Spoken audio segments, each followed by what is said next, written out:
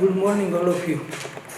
આજે આપણે unit 5 playing with fire part 2 આગળ આપણે શરૂઆત કરીશું. ગઈકાલે આપણે જોયું હતું કે ફટાકડાની અંદર બે પ્રકારની રીતનો ઉપયોગ થાય છે. એક છે લ્યુમિનેસન્સ અને બીજું છે ઇન્કેન્ડેસન્સ. લ્યુમિનેસન્સનો અર્થ થાય છે કે પ્રકાશથી ગરમી ઉત્પન્ન થાય અને ઇન્કેન્ડેસન્સનો અર્થ થાય છે ગરમીથી પ્રકાશ. આપણે જ્યારે ફટાકડા ફોડીએ છીએ ત્યારે આ બે પદ્ધતિવાળા જ ફટાકડા આપણને જોવા મળે છે. કાં આપણે દિવાસળીથી સળગાવીએ છીએ કાં એને ગરમી આપે ઘર્ષણથી અથવા પ્રેશરથી હથોડીના ઘાથી ફૂટે છે. તો આ બે પ્રકારથી પાયરોટેકનિકનો વિકાસ થયો. Incandescent light is produced when a substance is heated so much that it begins to glow. ઇન્કેન્ડેસન્સની અંદર પદાર્થને ગરમી આપવાથી જેમ ગરમી આપણે આપતા જઈએ એમ ધીમે ધીમે એમાંથી પ્રકાશ નીકળતો જાય.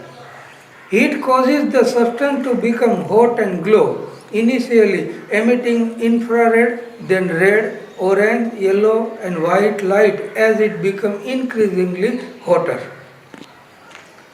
જોઈએ છે કે જેમ આપણે પદાર્થને ગરમી આપતા જાય એમ ધીમે ધીમે એની અંદરથી સર્વપ્રથમ ઇન્ફ્રારેડ આ પ્રકાશ નીકળે જે આપણે નરી આંખે જોઈ શકતા નથી. પછી એમાંથી ધીમે ધીમે ઇનિશિયલી એટલે શરૂઆત ઇન્ફ્રારેડથી થાય, જેમ ગરમ થતું જાય એમ પ્રકાશમાન થતું જાય. પછી એમાંથી રેડ કલર આપણને દેખાય, પછી ઓરેન્જ દેખાય, પછી એમાંથી યલો કલર દેખાય આપણને અને છેલ્લે વ્હાઇટ કલર દેખાય. આપણે જેમ આમથી આમ નીચે તરફ જતા જઈએ એમ ઇન્ફ્રારેડ છે એ ઓછો ગરમ, રેડ એના કરતાં વધારે ગરમ, ઓરેન્જ છે એના કરતાં વધારે ગરમ, યલો છે એના કરતાં અને વ્હાઇટ લાઇટ છે એ સૌથી વધારે હોટેસ્ટ એટલે સૌથી વધારે ગરમ એ પરિસ્થિતિ ઉત્પન્ન થાય. તમે જોયું છે કે ઘરની અંદર જ્યારે મીણબત્તી આપણે સળગાવીએ છીએ ત્યારે આજુબાજુમાંથી અહીંયા રેડ કલર પછી યલો કલર ધીમે ધીમે કરતાં આ વ્હાઇટ અને વ્હાઇટની અંદર એક બ્લુ ફ્લેમ દેખાય છે. જ્યારે સૌથી હોટેસ્ટ એ પદાર્થ હોય, જ્યાં બ્લુ કલર એટલે કે વ્હાઇટ શેડ આવતો હોય એ હોટેસ્ટ પદાર્થ, હોટેસ્ટ પરિસ્થિતિ સૌથી વધારે ગરમમાં ગરમ એ હોય છે. When the temperature of the firework is controlled, જ્યારે ફટાકડાની અંદર ફાયરવર્ક એટલે કે આપણે ખબર છે કે ફટાકડા એની અંદર જો પ્રકાશને કંટ્રોલ કરવામાં આવે, ટેમ્પરેચર કંટ્રોલ કરવામાં આવે, the glow of its metallic substance can be manipulated to be a desired color at the proper time. જેની અંદર ટેમ્પરેચર મેન્ટેન કરવામાં આવે તો આપણે ઈચ્છી જેવો કલર આપણે ઉત્પન્ન કરવો એવો કલર આપણે એમાંથી ઉત્પન્ન કરી શકીએ છીએ. અને જે કલર ઉત્પન્ન કરવાની પદ્ધતિ છે આપણે એને પાયરોટેકનિક કહીએ છીએ. આ ટેકનિકના આધારે એની અંદર કયા કયા પદાર્થો ભેળવવામાં આવે તો ટેમ્પરેચર ક્યારે હાઈ ક્યારે લો એમ થાય તો એમાંથી આ પ્રકારના કલર આપણને દેખાય છે. નાવડેઝ હમણાં જે નવા પ્રકારના ફટાકડા આપણે જોઈએ છે કે પહેલાં બેન જમીનની બરાબર સમાંતર પહેલાં ધડાકો થાય અને એક સળગતું ઉપર જાય અને ત્યાંથી આ બધા કલરની અંદર ડિફરન્ટ કલરની અંદર આપણને નવી ડિઝાઇન બનતી હોય એવું જોવા મળે છે. The principle behind any firework is that when heat is applied to fuel, it burns using oxygen. સામાન્ય નિયમ એવો છે કે કોઈ પણ પદાર્થને જ્યારે સળગાવવામાં આવે ત્યારે એ ઓક્સિજનની હાજરીની અંદર ઓક્સિજનનો ઉપયોગ કરી અને ધીમે ધીમે એ સળગવા મળે છે. However, because the fuel is packed tightly to keep the heat in the burning take place all of a sudden. જો કોઈ પણ પદાર્થને એકદમ ટાઈટ એર અંદર હવા ન જઈ શકે એવા કોઈ કન્ટેનરની અંદર પેક કરી દઈએ આપણે અને પછી ઉપરથી હીટ આપવામાં આવે તો એ બધી અંદરનો સબસ્ટન્સ છે એક સાથે સળગી ઉઠે છે અને જેવો એક સાથે સળગી ઉઠે એટલે એની અંદરથી આપણને તરત અવાજ લાઉડ નોઇઝ સંભળાય છે it cause the characteristic loud noise, એટલે સૌથી વધારે એમાં મોટો તીવ્ર અવાજ આપણને સંભળાય છે. આપણે નાનકડો એવો ફટાકડો લઈએ અને આને સળગાવી તો આ સબસ્ટેન્સ આની અંદર ટાઈટલી કાગળની અંદર રેપ કરેલો હોય. જ્યારે આપણે અહીંથી એને પ્રકાશ અથવા હીટ આપીએ તો એ પદાર્થ એકાએક સળગી ઉઠે છે અને એમાંથી આપણને અવાજ સંભળાય છે. The actual manufacturing process of firework is simple. જો કે ફટાકડાની પદ્ધતિ છે એકદમ સરળ છે. The raw material required are fuel, binder, oxidiser and a few other material. ફટાકડા બનાવવાની અંદર એક ફ્યુઅલ એટલે કે બ્લેક પાવડર, એને બાંધવા માટે કાગળ અને એને ઓક્સિજન મળે એવી સ્થિતિ બીજો એક પદાર્થ એમાં ભળી જાય. ઓક્સિડાઇઝર એટલે કે એને સળગાવવા માટેની જરૂર પડે એ. આ ત્રણેય વસ્તુ ભેગી થાય એટલે ફટાકડા તૈયાર થઈ જાય. The ingredient are ground and mix well. જે પદાર્થ બ્લેક પાવડર છે એની અંદર થોડીક માટી ભેળવેલી હોય છે. The mixer is push through a machine from which it come out a long roll or strip. પહેલાં હાથથી બનાવવામાં આવતા, હવે મશીન દ્વારા બનાવવામાં આવે છે. મશીનની અંદર એક રોલ જેવું એ મિક્સર નીકળે તો એના બટકા કરી એની ઉપર કાગળ રેપ કરી દે એટલે ફટાકડો તૈયાર થઈ જાય. And then roll in cardboard or old newspaper with a fuse. અને એની ઉપર કાર્ડબોર્ડ અથવા એ કાગળ, જૂના આપણે ન્યૂઝપેપરના કાગળ હોય એ રેપ કરે અને ફ્યુઝ એટલે કે આપણે જેને વાટ કહીએ છીએ એને ફ્યુઝ, ત્યાં સુધી હીટને કે પ્રકાશને પહોંચાડવા માટેની જે વ્યવસ્થા છે એને આપણે ફ્યુઝ કહેવામાં આવે છે. The greatest danger of pyrotechnic is that it deal with fire. આ પાયરોટેકનિકની અંદર ગંભીરતા એ જ છે કે આપણે એને આગ સાથે રમત કરવાની છે. The industry is notorious for its accident. અને આપણે જોઈએ છીએ કે આ જે ઉદ્યોગની અંદર બને છે એ નોટોરિયસ એટલે કુખ્યાત છે કે એની અંદર વારંવાર એક્સિડન્ટ થાય છે. એક્સિડન્ટ શા માટે થાય છે કે whether in the USA, Japan or India, US, Japan અને ભારતની અંદર અલગ અલગ જગ્યા દુનિયામાં જ્યાં પણ ફટાકડા બને છે ત્યાં એક્સિડન્ટ આપણને જોવા મળે છે. Though the mixture is stable, if kept cool and dry, it can catch fire if heat is accidentally applied. જે વસ્તુ ઠંડા વિભાગની અંદર રાખવામાં આવે છે જ્યાં ભેજનું પ્રમાણ ન હોય એવી સૂકી જગ્યા ઉપર આવો પદાર્થ રાખવામાં આવે છે. પરંતુ એકાએક જો એને ગરમી કોઈ કારણ અકસ્માત રીતે ગરમી મળી જાય તો તરત એ ધડાકો થાય છે એની અંદર. Though too much friction sometime, ક્યારેક ઘર્ષણ પણ જો ઘણું બધું ઘર્ષણ થાય તો પણ આગ લાગવાનો સંભવ છે. Sometime or from a spark or an impact. કોઈ ઘર્ષણને કારણે એકાદો તણખો ઉડે અથવા અતિશય ગરમી થઈ જાય તો પણ આ સબસ્ટન્સ છે, આ પદાર્થ છે, સળગી ઉઠે છે. Scientist are looking for a way of making firework safer. જો કે વૈજ્ઞાનિકો ધીમે ધીમે પ્રયત્ન કરી રહ્યા છે કે ફટાકડા સલામત રીતે કઈ રીતે આપણે એમાં બનાવી શકાય. In India, firework use to be imported from China. ભારતની અંદર એ ફટાકડા છે એ ચાઇનામાંથી ઇમ્પોર્ટ આયાત કરવામાં આવતા પહેલાં. During the second world war, બીજું વિશ્વયુદ્ધ થયું ત્યારે ધીઝ ઇમ્પોર્ટ્સ વેર સ્ટોપ. આ આયાત છે એ બંધ થઈ ગઈ. And the safety matches produce of Sivakasi in Tamil Nadu began manufacturing firework for Deepavali. અને શિવાકાશીની અંદર એનું મેઇન ઉત્પાદન સ્થળ ત્યાંથી જ બધા ફટાકડા મોટા ભાગના બને છે.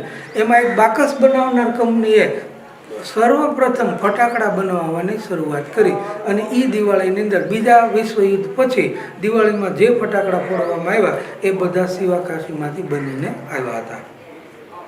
ઇન 1992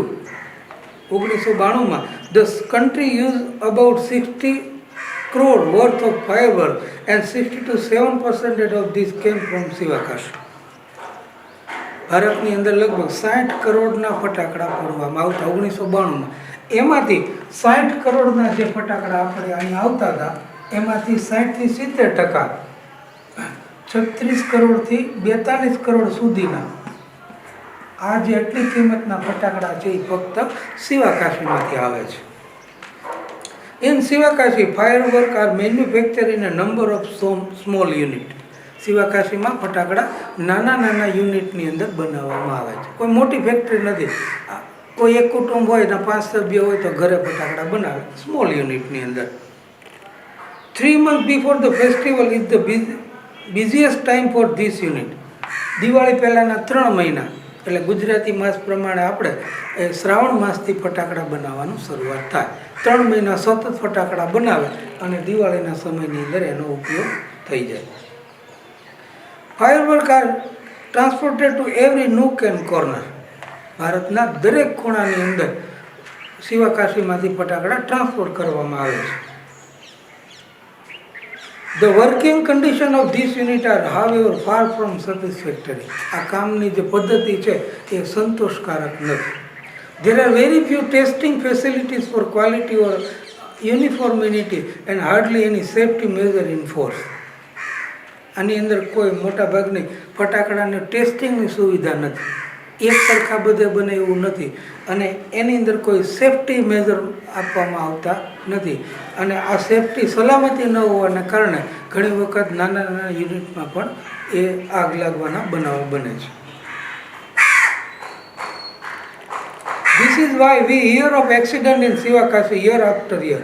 અને આને કારણે આપણે શિવાકાશીમાં ઘણી વખત એક્સિડન્ટ થાય છે એવા સમાચાર આપણે સાંભળીએ છીએ.